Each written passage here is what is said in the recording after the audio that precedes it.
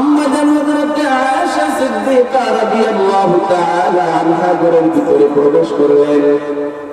ঘরের ভিতরে প্রবেশ করে দেখেন নবীজির মুখটা খুব ভালো দেখা যায়।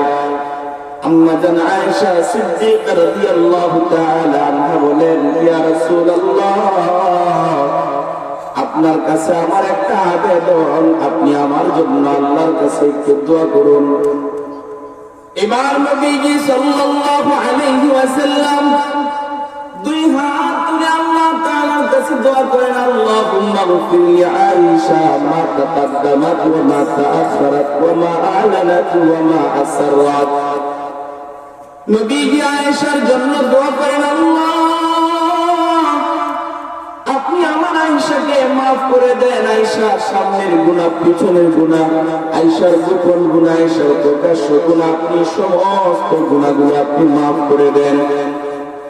এবার আমাদের আম্মা জান আয়েশা সিদ্দিকা রাদিয়াল্লাহু তাআলা আনহা নবীজির দোয়া শোনার পরে আহারে আয়েশার খুশি দেখে কে?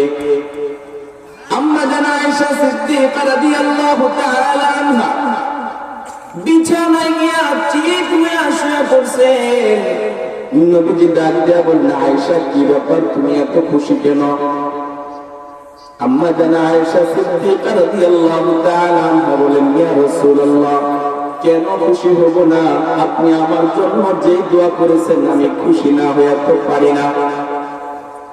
এবার নবীজি সাল্লাল্লাহু আলাইহি ওয়াসাল্লাম আম্মা জান আয়েশা সিদ্দিকা রাদিয়াল্লাহু তাআলা আনহাকে ডাক দিয়ে বলেন, আয়েশা তুমি আজকে আমার কাছে দোয়া চাইছো, এই জন্য আমি আল্লাহর কাছে তোমার জন্য দোয়া করেছি।